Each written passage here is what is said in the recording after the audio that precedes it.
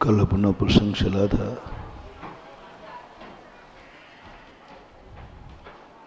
कि व्यक्ति ये चाहता है कि हमारे जीवन में कहीं से कोई विपत्ति ना आए, हमारा जीवन हमारा कोई विरोधी ना हो, हमें कोई लूटे नहीं, हमारे प्रति कोई बुरा न विचारे, हमारे रास्ते में कहीं कांटे न हो, ऐसी जिंदगी जीने का व्यक्ति ख्वाब रचाता है। बहुत अच्छी अच्छी कल्पनाएं करते हैं आप लोग, उसी के लिए आप लोग इतनी मेहनत करते हैं, पूजा करते, पाठ करते, हम गुरुओं से आशीर्वाद लेते, नमोकार मंत्र पढ़ते। 99% लोगों की यही तमन्ना है कि मेरे किसी भी कार्य में विघ्न ना आवे, मेरा कोई बुरा ना विचारे, मेरा कभी बुरा ना होवे, मेरी आंख में आंसू कभी ना आए, ना मैं बुरा देखूं, ना मैं बुरा सुनूं, और ना कभी मेरा बुरा होना चाहिए। हर व्यक्ति इसके प्रति प्रयासरत है, सब यही ताकत लगा, सभी पूरा 99% हमने कम कहा, 0.99 और ले लें तो भी, और आज से नहीं हमेशा हर व्यक्ति ने अपनी जिंदगी को निष्कंटक बनाने का भाव किया है। हर व्यक्ति ने अपनी जिंदगी को सब तरफ से नकारात्मक शक्तियों से बचाने का प्रयास किया है। लेकिन महानुभाव, कल हमने एक प्रकृति का सत्य तुम्हें उजागर किया था, ये कभी संभव नहीं है। ये ऐसा ही असंभव है जैसे कोई व्यक्ति खोज रहा है कि मेरी कभी मौत ना हो, मेरी कभी मृत्यु ना हो। इस खोज के लिए वह प्रयास कर रहा है। ऐसा कभी होगा ही नहीं, मौत तो होगी। ऐसा कभी होगा ही नहीं कि तुम्हारी जिंदगी में कोई तुम्हारे विरोध में न रहे। ऐसा कभी होगा ही नहीं कि कोई तुम्हारी जिंदगी में विघ्न करने वाला न रहे। कोई नहीं बचा सकता। भगवान, भरोसे पे मत रहना भगवान के, भरोसे पे मत रहना। ये भगवान कभी किसी की संकट में जिंदगी में काम नहीं आता। भरोसे पे मत रहना हम साधुओं के, कभी तुम्हारी संकट में कोई साधु का आशीर्वाद काम नहीं आता। इसलिए काम नहीं आता कि आशीर्वाद काम ही नहीं करता। इसलिए नहीं आता कि आशीर्वाद काम ही नहीं करता। भगवान इसलिए काम में नहीं आता क्योंकि वो कहता मेरा काम ही नहीं करेगा। जो तेरे विपरीत परिस्थितियां हैं वो तो आएंगी, संसार का स्वभाव है। और आपने खुद देखा होगा, धर्मात्मा जीव संकट से मुक्त नहीं होता, संकट से युक्त होता है।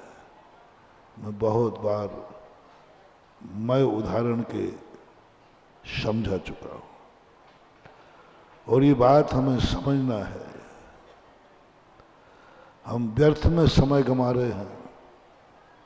शेख चिल्ली बन के वो दिन मेरा कब आएगा जब मैं सब तरफ से मेरी अनुकूलता होगी, सब तरफ से मेरा अच्छा होगा। व्यर्थ में मैं इसलिए बताना चाहता हूं कि व्यर्थ में अपना इस सोच में समय बर्बाद करना बंद करें। व्यर्थ में अपनी एनर्जी खर्च हुई है। कहना बंद करें भगवान से कि भगवान मेरे ऊपर बहुत संकट है। कहना बंद करें गुरुओं से, नमोकार मंत्र की माला भी फेरना बंद करें, कोई काम नहीं आता। संकट के लिए नहीं फेरना, संकट में फेरना। संकट में भगवान का नाम लेना, लेकिन संकट दूर करने के लिए मत लेना। संकट में लेना, संकट दूर करने के लिए नहीं लेना। व्यर्थ में नाम जाएगा, समय खराब हो जाएगा। जितनी भी सतियां हुई हैं, अंजना ने, सीता ने संकट दूर करने के लिए नमोकार मंत्र नहीं पढ़ा, संकट में नमोकार मंत्र पढ़ा। दूर करने के लिए उन्होंने भाव नहीं निभाई। मैंने सीता का चरित्र पढ़ा, अग्निकुंड तैयार है, पर उसने एक बार भी नहीं कहा हे भगवान मुझे बचाओ, नहीं कहा। एक बार भी नहीं कहा भगवान इन सबकी बुद्धि ठीक करो, अग्नि में कूद रही हूं मैं। एक बार भी नहीं कहा कि अग्नि कुंड जल बन जाए। उसने तो नमोकार मंत्र तो पढ़ा कि ऐसे संकट में जहां अग्नि में कूदना पड़े तो मैं मरूं तो भगवान का नाम लेते हुए मरूं। बहुत बहुत बड़ा मोटिवेशन दे रहा हूं महानुभाव। तुम्हारी पूजा, तुम्हारी भक्ति सब कुछ व्यर्थ जा रही है, क्योंकि अपन इस बात को लगा देते हैं कि हमारा इस प्रकार का दूर होना चाहिए। हो गई नहीं। बल्कि जो भगवान स्वयं संकट में रहते हैं, मैंने कहा ना, धर्मात्मा संसार में सबसे ज्यादा संकट में होता है, सबसे ज्यादा। परसों भी मैंने राजनीतिक मंच में भी कहा था। आज सरकार की तरफ से, दुनिया की तरफ से 10 तरफ से संकट हैं दिगंबर जैन साधु को, क्योंकि वो सच्चा साधु है, खोटे साधु को नहीं है। चारों तरफ से संकट क्यों है? क्योंकि तुम्हारा साधु चोखा है। यदि खोटा हो जाओ तो संकट नहीं है, कोई संकट नहीं, कोई संकट नहीं है। जैसे कई साधु लोग होते हैं जो जिहाद पे उतर आते हैं, भस्म करने की शक्ति अर्जित करना शुरू कर दो, कोई कुछ नहीं करेगा। वही सांप की बात सुनाई थी ना, उस सांप को कोई भी देख के भागते थे, लेकिन जैसे ही उसने काटना बंद कर दिया, लोग पत्थर मारने लगे, पत्थर मारने लगे। और जब तक वो काटता था, जहर था, तब तक कोई उसको छूता नहीं था। तो इस दुनिया में यदि संकट से मुक्त होना है तो अच्छे आदमी मत बनना, धर्मात्मा मत बनना, भगवान का नाम मत लेना। गंदे बनो, गंदे कार्य करो, गंदे लोगों के बीच में रहो, कोई तुम्हारे पे आंख भी नहीं उठाएगा, उठाए तो आंख निकाल दो। उठाए तो आंख निकाल दो, सब दूर भागेंगे। खतरनाक आदमी भाई, इससे पंगा मोल नहीं लेना, खतरनाक है। संसार ऐसा है, संसार ऐसा है। आप देखते हो सरकार भी डरती है उस कौम से, वहां छापे कभी नहीं पड़ते हैं उनकी, बल्कि उनके घरों की बिजली की भी रीडिंग करने नहीं जाता व्यक्ति, समझ रहे होंगे, रीडिंग करने तक नहीं जाता कि बिजली है भी कि नहीं। सरकार भी नहीं जाती, सरकार कहती भाई कौन पंगा मोल ले। ये संसार का नेचर है, किसी की गलती नहीं है। तो यदि तुम्हारी जिंदगी में ऐसा भाव आ रहा है कि मैं संकटों से दूर रहूं, मेरे विरोध में कुछ भी नहीं आएगा, तो आप गंदे आदमी बन जाना, बुरे आदमी बन जाना, पापी बन जाना, हत्यारे बन जाना, झूठ माया चोरी बन जाना, चोर बन जाना, जैसे बने तैसे धन का संग्रह करना, जैसे बने तैसे, आपको कोई कुछ नहीं बोलेगा। लेकिन ये शिक्षा मैं नहीं दे सकता, ये कपाली भी शिक्षा है, ये विनाशकारी शिक्षा है। सामने वाले का विनाश हो या नहीं हो, लेकिन एक दिन स्वयं का विनाश तो होगा ही होगा। इसलिए ये शिक्षा हम आप लोगों को नहीं देंगे। और मुझे विश्वास है कि हमारा जैनी इस शिक्षा को स्वीकार भी नहीं करेगा, नहीं कर रहा है।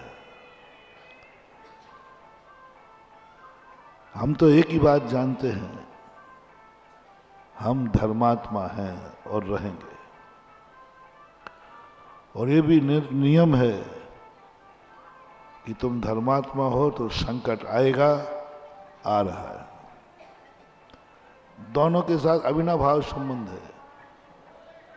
जैन समाज महाजन है, सज्जन है, इसलिए संकट आएगा। कोई तुम्हें नहीं पूछेगा, राजा भी नहीं पूछेगा, सरकार भी नहीं पूछेगी, पड़ोसी भी, जो व्यक्ति चाहे जब चाहे तुम्हारे साथ अत्याचार करेगा, क्योंकि तुम सज्जन हो। हेतु क्या बनाया था परसों? जैन समाज को सबसे ज्यादा खतरा क्यों है? चारों तरफ से, 10 तरफ से था बना, 10 तरफ से जंगल, ऊपर से भी है, नीचे से भी है, आजू से भी है, बाजू से भी है, सामने से भी है, कहीं से भी किसी भी समय जैन समाज सावधान रहे। तुम्हारे ऊपर कभी भी, कहीं भी, किसी भी तरफ से संकट आ सकता है, और आया है। भारतवर्ष का इतिहास हमने ऋषभदेव के समय से देखा। जब भी संकट आए हैं, जैनियों पे आए, जैन साधु पे आए, सबसे। और किसी भी संप्रदाय पे ऐसे संकट नहीं आए, जैन साधु पे सदा से आए, चौथे काल में भी आए, क्योंकि वो महाजन है। हेतु क्या है? तो तुम्हारे ऊपर संकट आने का कारण है आपकी सज्जनता, दुर्जनता नहीं, दुष्टता नहीं, आपकी सज्जनता। आप महाजन हैं। महाजन हैं तो हर व्यक्ति तुम्हें परेशान करेगा, हर व्यक्ति तुम्हारे लिए दुख देगा, हर व्यक्ति तुम्हारी दादागिरी दिखाएगा, हर व्यक्ति तुम्हारी संपत्ति को हड़पेगा। तुम जहां से निकलोगे वहीं तुम्हें खतरा होगा। आज फैसला आपको ये करना है कि सज्जनता प्यारी है और यह संकट से बचना ठीक है। सज्जन रहोगे तो परेशानी होगी, और सज्जन नहीं रहोगे तो परेशानी से मुक्त हो जाओगे। अब परेशानी से मुक्त होना है या सज्जनता चाहिए? दुर्जन बन जाओ, आपके सब तरफ से सुखी सुख मिलेगा। सज्जन बनने में सुख की कामना मत करना, क्योंकि सज्जन को सुख हो ही नहीं सकता इस संसार में। इस संसार में दुर्जन सुखी लगेगा। कुर्सियों को ट्रांसफर मत करें, कुर्सियां बल्कि हटा दें, कुर्सियां हटा दें, बिल्कुल हटा दें। और ये कुर्सी वाले बीच में जो बैठते हैं ना, इनके अभी तो गोड़ों में तकलीफ है, इनकी रीढ़ की हड्डी भी गायब होगी, क्योंकि पीछे बैठने वाला तुम्हें बद्दुआ देता है। पीछे बैठने वाला तुम्हें ऐसी बद्दुआ देता है, ये सामने बैठ गया। मंदिर में भी कई लोग महिलाएं आगे आ जाती हैं और फिर पीछे वाले को दिखता नहीं, उनसे बैठ, तो फिर बाद महाराज जी मैं बैठ ही नहीं सकती। अरे बैठ नहीं सकती तो बीच में क्यों आई?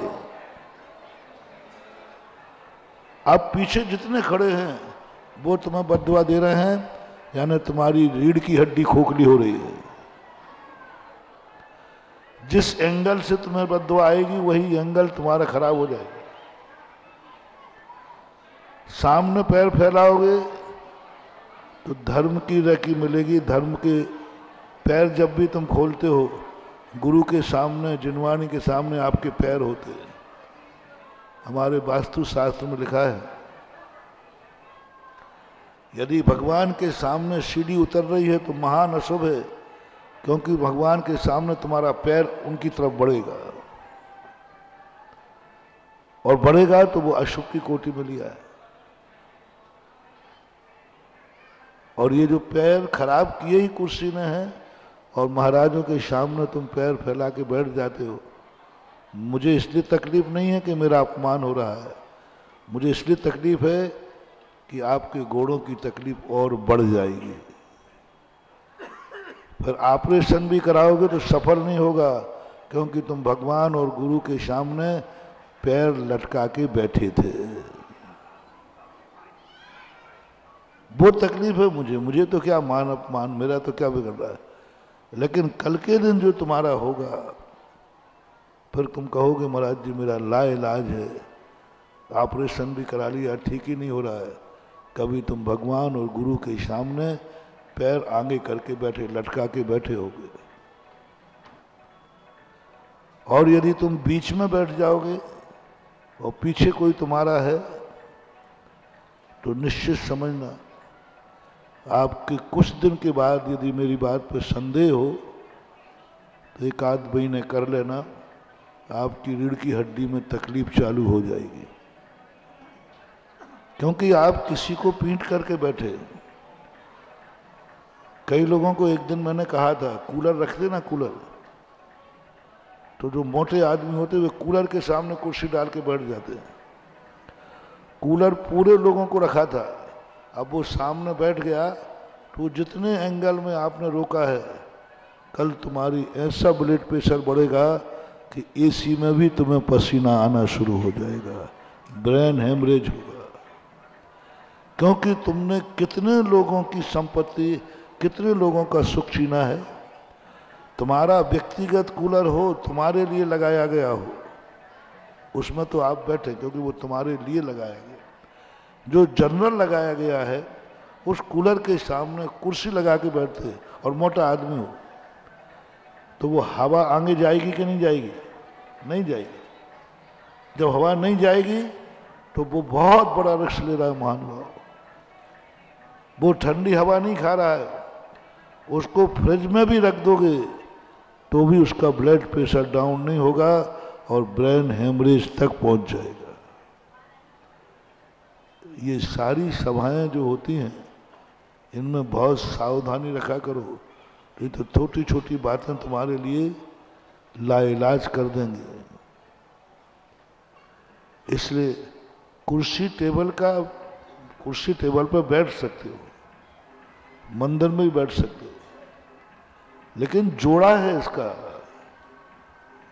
कुर्सी पे अकेले बैठने की अनुमति नहीं है, सामने टेबल भी होना चाहिए और सामने टेबल क्लॉथ भी होना चाहिए, जिससे पैर टेबल के अंदर चले जाएं, फिर बैठो ना आराम से। बना भीलवाड़ा में लोगों ने कहा महाराज जी, फिर कई लोग कहा महाराज फिर हमारा क्या होगा, हम तो बैठ ही नहीं सकते। माने कि पहले तो ईमानदारी बरतो कि हम जमीन पर बैठ सकते हैं, फिर भी कुर्सी पर बैठते हैं। मजबूरी है तो फिर मैंने कहा ठीक है, पूरी टेबलें लगवाई, सामने से टेबल को बंद कराया और हमने कहा अब आप बैठो ऊपर। यहाँ भी मैंने कहा था कि ये जो खम्भे हैं ना, इसके अंदर एक कपड़ा बंधवा दो, रेलिंग बांध दो, बस इतना दिखेगा, नीचे का हिस्सा नहीं दिखना चाहिए। देव शायद गुरु के सामने जब तुम धार्मिक प्रवचन सुनने बैठो, पूजा करने बैठो, तो घुटनों से नीचे का हिस्सा, सिर के बाल और जो इसके ऊपर का हिस्सा कभी मत दिखाना महानुभाव, ये दर्दता की निशानी है। जिस समय तुम पूजा करने गए हो, पुरुष लोग ऐसे धोती दुपट्टा डाले थे, पेट दिख रहा है, पीठ दिख रही है, सब कुछ दिख रहा है। कपड़े उतारो तो पूरे उतारो, और कपड़े पहनो तो पूरे पहनो। सिद्धांत है, अच्छी तरह पहनो, या तो उतारो तो पूरे उतारो। मंगल स्वरूप है, पूर्ण मंगल दिगंबर मुद्रा मंगल स्वरूप है, लेकिन तुम लोग अपने शरीर को अर्ध नग्न अशुभ है, अर्ध नग्न अशुभ माना जाता है, इसलिए तुम्हारा भेष नहीं है। और यदि तुम्हारा भेष है कि यही भेष नियुक्त है, तो फिर वो नुकसानदायक नहीं है। इसलिए देव शायद गुरु के सामने अपने पैरों के पंजे कभी, कम से कम जिस समय प्रवचन चल रहा हो, पूजा कर रहे हो, स्वाध्याय कर रहे हो, उस समय अपने पैरों को जितना क्लोज कर सको करो, और शरीर के पूरे अंगों को ढक के रखो। हाथ खुले रहें इतने, सिर कभी खुला नहीं होना चाहिए भगवान की पूजा के समय, साधु के आहार के समय। साधु के आहार के समय सिर कभी भी नहीं खुला होना चाहिए, और ना ही पूजा के समय, अभिषेक के समय खुला हुआ होना चाहिए। ये तुम्हारी दर्दता की निशानी होते हैं, तो ये हमेशा ध्यान रखना चाहिए। सज्जन व्यक्ति होते हैं। अब अपन को निर्णय करना है। हमने परसों कहा था, दुनिया की कोई शक्ति मेरा बाल बांका नहीं कर सकती, कोई शक्ति मेरे लिए बुराई नहीं कर सकती, कोई भी शक्ति, किसी की जबान नहीं खुल सकती, मेरी जिंदगी में कोई संकट नहीं आ सकता। बस मुझे साधुता में बट्टा लगाना पड़ेगा, साधुता का स्तर छोड़ना पड़ेगा, और साधु बने रहोगे तो ये सब आएंगे। अब आपकी राय क्या है? चलो हमारे संबंध में पूछ रहा हूं। संकटों से मुक्त हो जाऊं, निंदकों से मुक्त हो जाऊं, विपरीत परिस्थितियों से मुक्त हो जाऊं, तो साधुता में बट्टा लगेगा, साधुता का स्तर गिराना पड़ेगा, दुर्जनता पर मुझे उतरना पड़ेगा। कर लूंगा मैं, मेरे पास वो ताकत भी है, कर लूंगा। दुष्टता पर आना पड़ेगा। बोलो, इन दोनों में से हम अपने भक्तों से पूछते हैं, क्या करो? साधुता कायम रखूं तो फिर दुनिया में बुराइयां हो रही होने दें, संकट आ रहे हैं आने दें, रास्ते में कांटे आए तो आने दें। बहुत अच्छा, यही हमारा सोच था, यही हमारे भक्तों का सोच है। मेरी जिंदगी में बस यही है, कांटे पड़े हैं लगने दो कांटे, लगा हुआ कांटा तो सुई से निकल जाएगा, लेकिन किसी को कुचल देंगे तो उसकी जिंदगी लौट करके नहीं आएगी। किसी की जिंदगी कुचलने से जिंदगी लौट के नहीं आएगी। कांटा लग भी जाएगा तो उसे सुई से निकाला जा सकता है, निकाला जाता है। सबसे बड़ी जैन दर्शन की विशेषता, धन्य है भगवान महावीर स्वामी की उवाच, धन्य है पूज्यवर कुंद कुंद स्वामी की, धन्य है साधु संती की जो आचार संहिता बनाई। उस समय क्या सोच दिया, मर जाओ लेकिन मारने का भाव मत करना, मिट जाओ मिटाने का भाव मत करना। सारे उपसर्ग पहले ही से कर दिए। मैंने एक दिन कहा था ना, जैन दर्शन में जैन साधु को बचने की कोई साधना नहीं है, बचाने की है। दूसरे को बचाओ, पीछे दे दी, कीड़े को भी बचाओ, चींटी को भी बचाओ। तो कुछ मैं भी बचूं इसको तो नहीं, तुम्हें बचने के लिए कोई साधन नहीं है। बचाने के साधन है, बचने का कोई साधन नहीं है। साधुता कायम रहना चाहिए, साधुता को मत गिरने देना।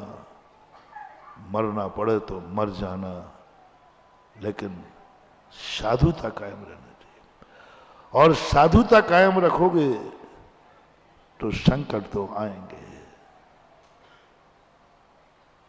अब आप लोगों से पूछना चाहता हूं, आप लोगों की क्या राय है? जैन समाज संकट में रहेगी क्योंकि जैन समाज महाजन समाज कहलाती है, सज्जन कहलाते हैं। सज्जन और जो महाजन होता है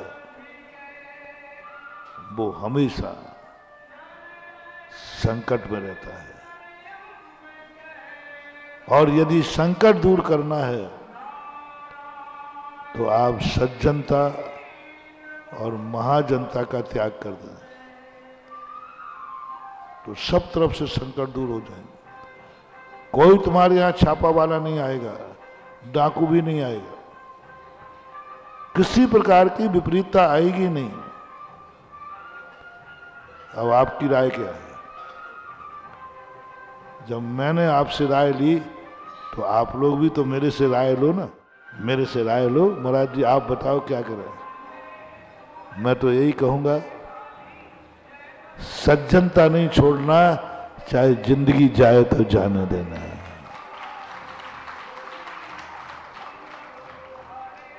क्योंकि सज्जनता, धर्म, सत्यता कसौटी पे जाते हैं, इनकी परीक्षाएं होती हैं, इनके जीवन की एक बहुत बड़ी साधना है। और यदि अपने जीवन को पहचानना है तो दे दो चुनौती। संसार के सारे संकट मेरे ऊपर आए, मैं कभी संकट को दूर करने का भाव नहीं करूंगा, क्योंकि मैं साधु हूं और संकट आएगा। इसलिए मैं आपसे कह रहा हूं, ये सब प्रपंच छोड़ो। इस संसार में रह करके तुम दुख से बचने का प्रयास मत करो। फिर क्या करें? फिर क्या करें? कल बताया था, आज उसी को स्मृति में लेते हैं। दो कार्य करें। संकट के समय हम धर्म की शरण लेंगे, संकट के समय हम भगवान को भजेंगे, संकट दूर करने के लिए नहीं। बहुत बड़ा चमत्कार बता रहा हूं मैं, बहुत बड़ा मोटिवेशन, बहुत बड़ा चमत्कार। मात्र नियम लेना है, संकट दूर करने के लिए भगवान का नाम नहीं लेंगे, संकट में भगवान का नाम लेंगे। शांति धारा संकट दूर करने के लिए नहीं लेंगे, संकट आया है तो शांति धारा करेंगे। कितने भी लोग आते हैं मरने की स्थिति में, ये मरने वाला है आप बचाओ, मैंने कही नहीं, मेरा भाव रहता है मरने वाले की भी मैं शांति धारा कराता हूं, मरने वाले को भी धर्म कराता हूं। पर आज जब आप कह रहे हो मर नहीं उसका निश्चय, मेरा भाव ये नहीं कि बच जाए, मेरा भाव है कि शांति धारा करके मरे तो अच्छा है, शांति धारा करके मरे, भगवान का नाम लेते हुए मरे। ये कला, ये सूत्र का आविष्कार किया था पूज्यवर पूज्यपाद स्वामी ने लगभग 1215 साल पहले। उन्होंने भगवान से मांगा कि भगवान मैं ये नहीं मांग रहा हूं कि मैं संकट में मेरे ऊपर नहीं आए, मेरी मौत नहीं आए, मैं बस इतना मानता हूं जब मैं मरूं तो मेरे मुख से नमोकार मंत्र निकले, बस कुछ गजब। मैंने इसको मोटिवेशन माना, मैंने कही भगवान की भक्ति कर रहे हो तो संकट दूर करने की मांगो ना, यहाँ किमिक्षिक वरदान मिलता है। संकट में पड़े हैं, मौत सामने खड़ी है और भगवान भी सामने है। जब भगवान सामने है तो मांगो कि भगवान मेरे ऊपर संकट नहीं आए, मेरी मौत ना हो।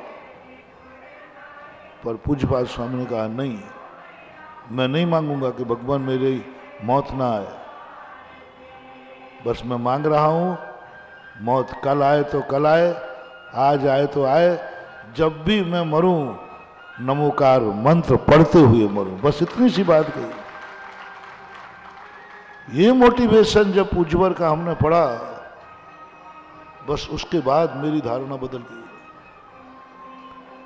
उसके बाद मेरे विचारों में एक साहस आया।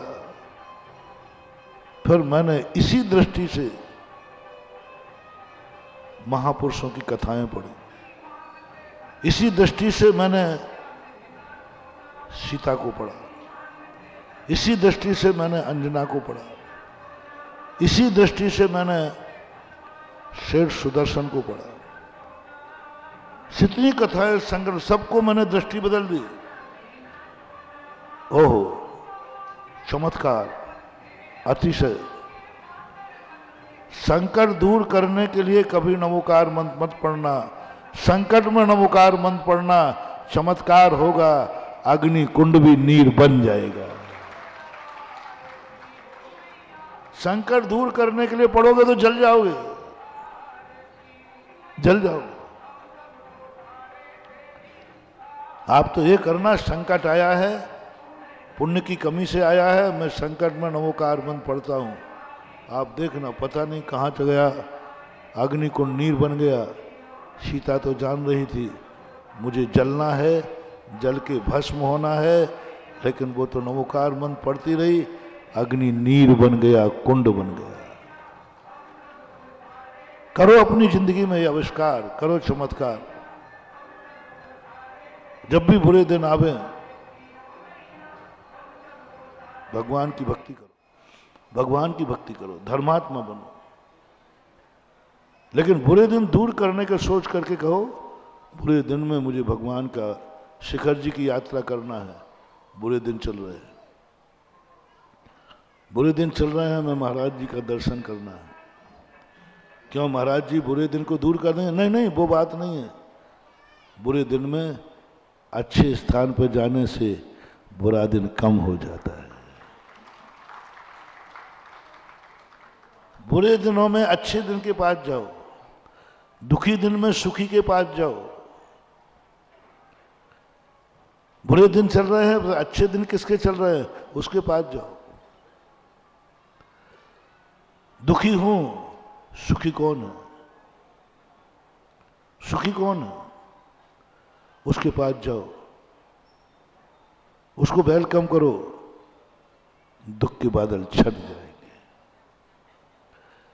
इस कारण से हमें सबके लिए, सब में जब जब तुम्हारे ऊपर दुख है, बस तुम्हारा दुख का मूल कारण है पुण्य की कमी पुण्यात्मा की शरण में चले जाओ, कुछ नहीं करना, कुछ नहीं बोलना, बस पुण्यात्मा का दर्शन करना, उसका नाम भजना और ध्यान करना, बस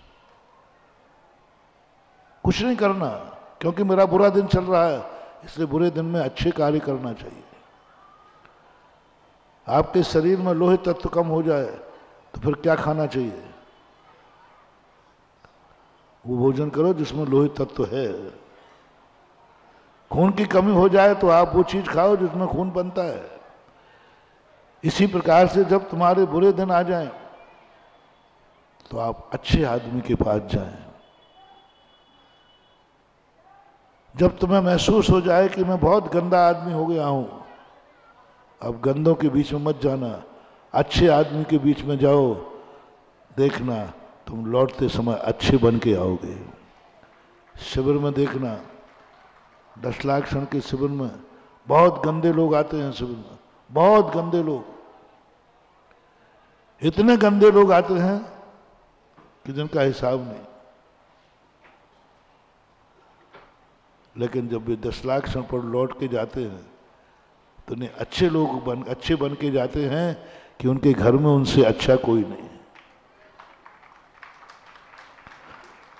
एक शिवरार्थी इस बार आया था, उसके परिवार ने समय संकेत कर दिया था, महाराज जी आज यहां से गया है तो भी शराब पी के गया है। बोले हम लोगों ने कहा महाराज के पास जा रहा है शिविर में, महाराज के पास जा रहा है शिविर में, आज भी पी रहा है। बोले महाराज तक पहुंचने के पहले तो पी लूं। और उसने पी, स्टेशन पर पी उसने यहाँ पे, और पी के समय उसने अपना रजिस्ट्रेशन कराया। रजिस्ट्रेशन कोई पकड़ नहीं पाया, क्योंकि रजिस्ट्रेशन में यदि आप लोग बैठे होते तो पकड़ लेते, वहाँ तो कर्मचारी बैठे थे ना, तो कर्मचारी ये थोड़ी देखता है। कर्मचारियों की तो क्या ड्यूटी है, रजिस्ट्रेशन करना है, कर रहे थे। यदि आप लोग बैठे होते ना तो पक्का है तो पकड़ के मेरे पास लाते, महाराज जी देखो ये इसकी गंध आ रही है। लेकिन चूंकि वो कर्मचारी बैठे थे, कर्मचारी को कौन कैसा है क्या है उसको क्या पता है, रजिस्ट्रेशन करा लिया। और मेरी निगरानी थी क्योंकि उनके पिताजी ने कह दिया था। लेकिन वो दूसरे दिन से मैंने उसको देखा,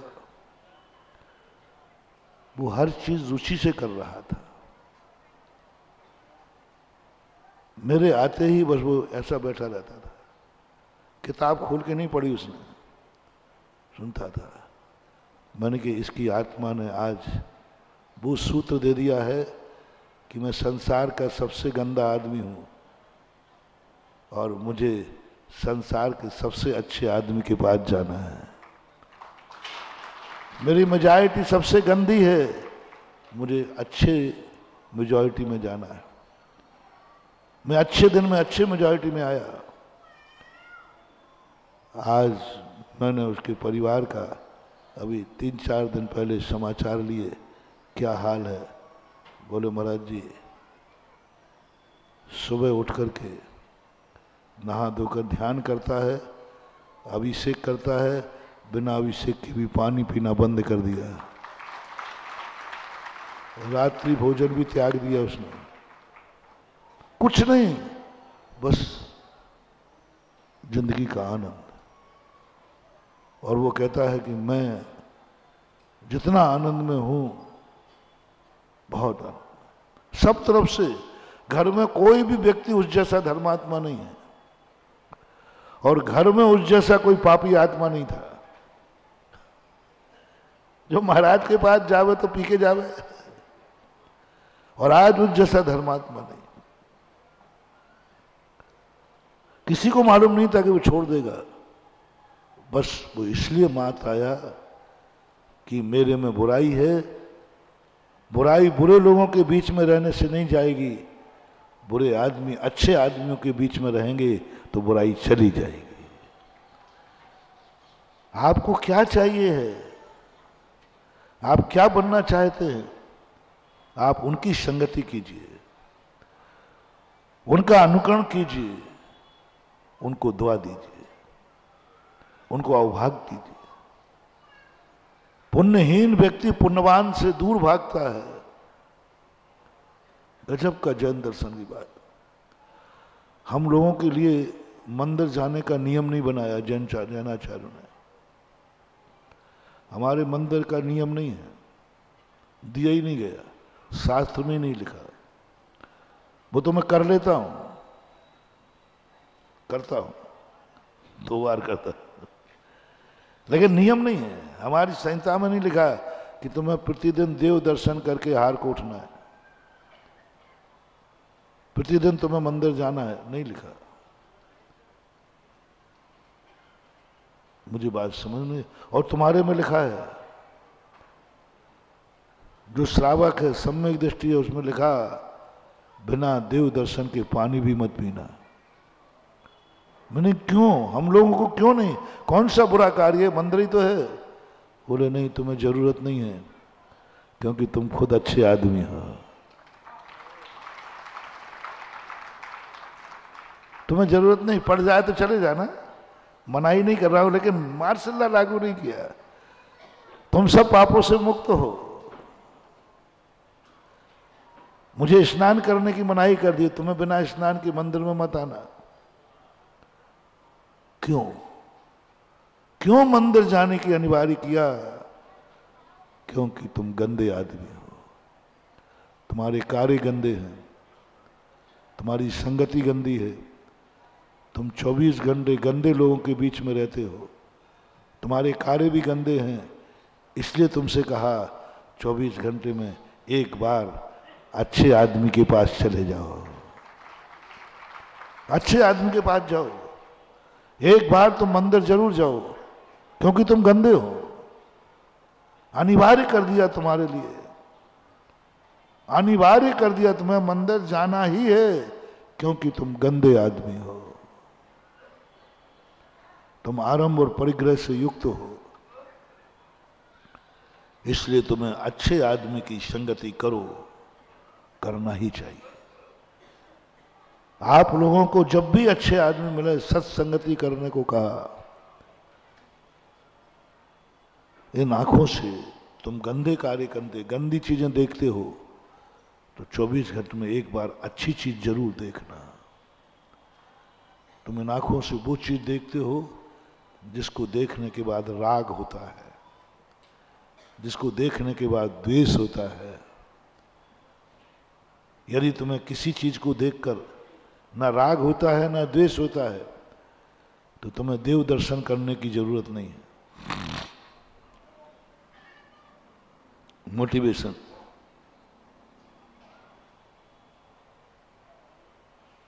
किसी भी वस्तु, किसी भी व्यक्ति को देखकर तुम्हें राग द्वेष नहीं होता। ऐसा कोई व्यक्ति हो तो उसको मंदिर जाने की, भगवान के दर्शन करने की, गुरु दर्शन करना जरूरी नहीं होगा। क्या तुम्हारी आंख ऐसी है? बुरी दृष्टि नहीं कह रहा हूं, राग की दृष्टि कहता हूं। बेटे को देख के राग आएगा कि नहीं? परिवार को देख के राग आएगा कि नहीं? ये मेरा है, मेरा बेटा है। यदि दुश्मन सामने से निकला तो द्वेष आएगा कि नहीं? ये मेरा दुश्मन है। कुछ नहीं करोगे, कुछ नहीं करोगे, इतना तो आएगा कि ये मेरा विरोधी है, दुश्मन है मेरा, ये इतना भाव तो आएगी। और ये मेरा व्यक्ति है, मेरे परिवार का, इतना भाव तो आएगी। यदि इन दोनों चीजों से ऊपर उठ जाओ तो आज तुम्हें हम मंदिर से मुक्त करते हैं, देव दर्शन के नियम से हम लोगों को मुक्त कर दिया। क्योंकि किसी भी देख करके, किसी आप लोगों को देखकर मुझे भाव नहीं आता ये मेरा है, मेरा है, ये भाव नहीं आता। तुम हो, बच्चा है, मेरा शब्द हट गया। परिवार व्यक्ति है, लेकिन ये मेरा माता पिता है, ये हट गया। माता पिता सामने आ सकते हैं कि नहीं मुनि महाराज के, हैं? लेकिन क्या हट गया? मेरा हट गया। ये मेरे माँ बाप हैं, ऐसा ऐसा ऐसा शब्द हटा दिया, अब राग आएगा ही नहीं। सब वही का वही है, मेरा शब्द हट गया। अब देखेंगे भी हम, लेकिन मेरा शब्द होने से कहा, और जब तुम्हें किसी को देख के राग नहीं जागता है तो तुम्हें भगवान को भी देखने की जरूरत नहीं। और आप लोग यदि ऐसा नहीं कर पा रहे हो, सब लोग अपनी अपनी आंखों से पूछो, क्या अपने को देख करके मेरे कापन का भाव आएगा कि नहीं? बोलो, ईमानदारी से बोलो ना, आएगा। ओके, तुम्हारा विरोधी को देखकर भाव आएगा कि ये मेरा विरोधी है? आएगा। तो महानुभाव, बहुत करुणा दया करके कह रहा हूं, यदि ऐसा भाव तुम्हें आता हो, मैं भगवान के दर्शन करने नहीं बुला रहा हूं, भगवान को रेकी करने नहीं बुला रहा हूं, यदि ऐसा भाव तुम्हें आता हो तो 24 घंटे में सुबह और शाम उसके दर्शन कर लेना जिसके दर्शन करने से राग नहीं, देश नहीं, वीतरागता आती है। लॉजिक है ये दर्शन करने में, ऐसे ही नहीं बना दिए प्रतिदिन दर्शन करना। कई लोग कहते हैं महाराज जी की ये प्रतिदिन दर्शन का तमाशा क्या है? कभी कर लिया, कभी नहीं किया, कभी कर लेंगे, कभी नहीं करेंगे, प्रतिदिन नियम से। और ये और कि दर्शन नहीं मिला तो पानी नहीं पीना, भोजन नहीं करना, उपवास कर लो, ये बात समझ में नहीं आती। यही बात समझना, लॉजिक है। क्योंकि तुमने आज तक, तुम्हारी आंख ने अपने पराये का भेद किया है। 24 घंटे में तुम कभी ये करो महाराज, कभी कभी हमें परिवार से कोई मोह नहीं जागता, देखकर कोई राग भाव नहीं जागता। जिस दिन नहीं जागे उस दिन दर्शन नहीं। जिस दिन अपने परिवार को देखकर राग नहीं जागे उस दिन भगवान का दर्शन नहीं करना। चलो लो, छोड़ देता हूं महाराज, वो तो जागेगा, वो जागेगा प्रतिदिन, तो ये भी प्रतिदिन होना चाहिए, क्योंकि इसके बिना तुम्हारी कल्याण नहीं हो सकता। सब तरफ से सबके लॉजिक है, व्यर्थ में नहीं है हमारे भगवान जो तुम्हें दर्शन के लिए बैठे रहते हैं। कानों का भी है। राग द्वेष की बातें यदि तुम्हें सुनने के बाद राग द्वेष नहीं आ रहा है तो प्रवचन सुनने की जरूरत नहीं है, जाओ, कोई जरूरत नहीं गृहस्थ को। जिसको बातें सुनकर के राग द्वेष नहीं आता हो उसको प्रवचन सुनने की जरूरत नहीं। और आता हो तो महानुभाव प्रतिदिन धर्म की 2 बातें जरूर कानों से सुन लेना। यदि कोई सुनाने न मिले, कोई सुनाने न मिले तो अपने मुख से नमोकार मन जोर से बोलना, जिससे स्वयं का नमोकार कानों में पड़ जाए कोई। पर सुनना 24 घंटे में एक बार धर्म की बात, धर्मात्मा का नाम कान में जाना चाहिए। सुबह शाम, उठने के पहले, सोने के पहले, उठने के बाद, सोने के पहले, कान में, कान की बात कह रहा हूं। अब कोई सुनाने वाले ही नहीं है तो स्वयं के बाद मुक्त तो है। नमो अरिहंताणम, नमो सिद्धाणम, नमो आयरियाणम, नमो वज्रायाणम, नमो लोये शव्यसाहूणम। कोई पूछे क्यों, किसको सुना रहे हो? बोले मैं अपने खुद के कानों को सुना रहा हूं। खुद के कानों को सुनाओ, चत्तारी मंगल सुनाओ, भक्तांबर सुनाओ, सहस्रनाम सुनाओ। किसको? स्वयं को। कोई सुनाने वाला नहीं। आज मैंने धर्म की बात नहीं सुनी, स्वयं सुनाओ, स्वयं स्वाध्याय करो, अकेले में बैठ करके प्रवचन देना शुरू कर दो। बोले क्यों? बोले महाराज जी नहीं थे तो प्रवचन सुनने का नियम है। तो किसके सुन रहे हो? बोले सुधा सागर महाराज तो है नहीं। बोले स्वयं सागर जिंदाबाद। अरे सुधा सागर नहीं, स्वयं सागर तो है। सुनाओ, किताब लेके पढ़ो, वाचना, अकेले में वाचना। स्वयं पढ़ रहे हैं, स्वयं सुन रहे हैं, पर कानों में 24 घंटे में धर्म की आवाज जाना चाहिए। ऐसे ही मुख में से 24 घंटे में धर्म और धर्मात्मा की आवाज निकलना चाहिए, क्योंकि इससे राग देश की आवाजें निकलती हैं, तो धर्म की आवाज भी निकलना। ये पैर दुनिया के कार्यों में जाते हैं तो मंदिर प्रतिदिन, हाँ, जिस दिन तुम महाराज जी आज मेरा नियम है कि मैं कहीं व्यापार को नहीं जाऊंगा, कहीं नहीं जाऊंगा और घर में ही रहूंगा और ध्यान करूंगा, उस दिन आपको मंदिर जाने की जरूरत नहीं है, कोई जरूरत नहीं है। लॉजिक है मंदिर जाने का, क्योंकि ये पैर दिन भर आरंभ और परिग्रह के रूप में दौड़ते रहते हैं। संसार के कार्यों के लिए पैर दौड़ते रहते हैं, तो जरूर इन कार्यों के लिए 24 घंटे में एक बार मंदिर के लिए भी दौड़ाना है। बस इसलिए हमारा सापेक्ष धर्म है, एक निरपेक्ष धर्म है और एक सापेक्ष धर्म। यदि इन पैरों से तुमने दिन भर में कोई संसार का कार्य नहीं किया, कहीं नहीं गए, तो मंदिर भी मत जाना, और गए हो तो फिर मंदिर जरूर जाना। लंबी यात्राएं तुम करते हो तो लंबे तीर्थ क्षेत्र पर भी जाना। सीधा बात, हिसाब किताब बराबर है। तुम कितना पैरों को चलाते हो उतना परसेंटेज में तुम्हें जाना है।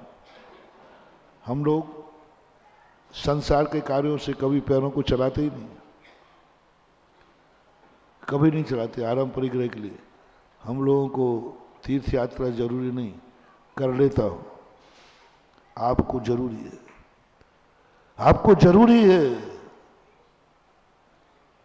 आपके हाथ दुनिया भर के कार्य करते, इसलिए आपको अर्घ्य जरूरी है चढ़ाना अपने हाथ से, अभिषेक करना जरूरी है आपको हाथ से, क्योंकि इन हाथों से आरंभ और परिग्रह होता है। हमारे लिए अभी अर्घ्य चढ़ाना जरूरी नहीं, अभिषेक करना जरूरी नहीं, कुछ नहीं करना हमें, क्योंकि हमने कोई आरंभ परिग्रह किया ही नहीं, तुमने किया है। लॉजिक है, क्यों गृहस्थ को अर्घ्य दे दिया, क्यों भगवान अभिषेक का लोटा पकड़ा दिया? धर्म था तो महाराज को क्यों नहीं, और धर्म नहीं था तो श्रावक को क्यों? धर्म था तो मुनिराज को क्यों नहीं, और धर्म नहीं था तो श्रावक को क्यों? तो जिनवाणी कहती है श्रावक का नैमित्तिक धर्म है, श्रावक का धर्म स्नान रूप है। श्रावक को वो धर्म करना है जिससे गंदे हाथ शुद्ध हो जाए। तुम्हारे तो हाथ गंदे हुए ही नहीं है, तुम्हारे तो गंदे हुए ही नहीं है, इसलिए तुम्हें करना पड़ेगा। तुम्हें मन में नमोकार मंत्र का चिंतन करो। मैं नमोकार मंत्र का चिंतन करना हमारे लिए जरूरी नहीं है कि हम नमोकार मंत्र का चिंतन करें। नमोकार मंत्र का चिंतन मन को शुद्ध करता है। मेरा मन अशुद्ध हुआ ही नहीं, शुद्ध क्या करूं? साधु के लिए कहीं नमोकार मंत्र का उल्लेख नहीं किया, किसी भी क्रिया में नहीं किया। 9 बार नमोकार मंत्र करने के हमारी किसी भी चर्या में नहीं आया। और गृहस्थ को कहा हर कार्य नमोकार मंत्र पढ़ के करना। हमें जागते हुए नमोकार मंत्र नहीं, सोते हुए भी नमोकार मंत्र नहीं, प्रतिक्रमण में नमोकार मंत्र नहीं, स्वाध्याय में नमोकार मंत्र नहीं, भगवान की भक्ति कहीं नमोकार मंत्र नाम ही नहीं है हमारे पास। क्यों? नमोकार मंत्र शक्तियां नहीं देता है, नमोकार मंत्र शुद्धि करता है, शुद्धि करता है। भगवान का दर्शन पूजन हमें शक्तियां नहीं देता है, शुद्धि करता है। ये विरेचक है, ये फिक्करी है। जैसे फिक्करी पानी में डाल दो गंदगी दूर हो जाती है। जितने तुम्हारी श्रावक की क्रियाएं हैं और वो मुनि महाराज को नहीं कही गई हैं, समझ लेना वो गंदगी हटाने के लिए की गई हैं।